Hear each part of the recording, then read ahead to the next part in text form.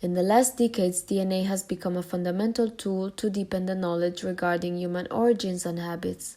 Thanks to its aid, we were able to explore ancient times, whereof we have little to no historical testimony.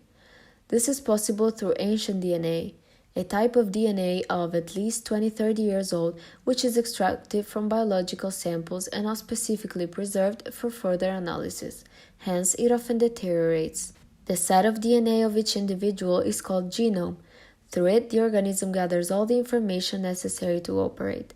A genome is composed of chromosomes, long molecules of DNA. Their number varies depending on the species.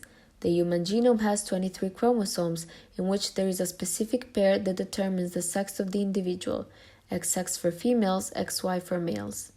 However, ancient DNA is fragmented. There are usually less than 50 pair of bases per sequence, shows mutations occurred post-mortem, for instance with the passage of time cytosine turns into thymine, is contaminated by other microorganisms' DNA, called environmental DNA.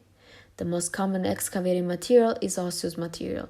Through it, scientists were able to trace human migrations through territories and lands, determining the development of communities and social centers. Furthermore, they managed to define geographic distribution and track the degree of kinship between different individuals.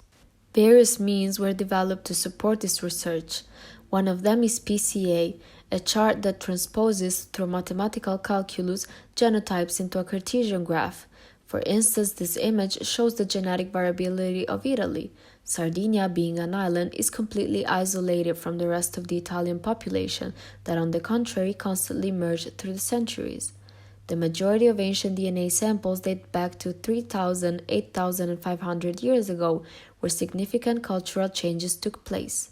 For instance, we now know when and how modern humans came out of Africa and merged with Neanderthals and Denisovans.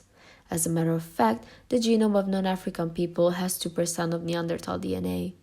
Moreover, we can now determine when agriculture was developed.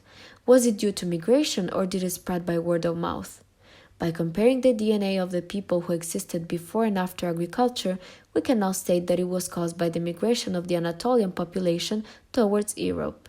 This topic has links with many other aspects of ancient human history, like diseases that could have caused the extinction of whole communities, or epidemics that could have led to forced migrations.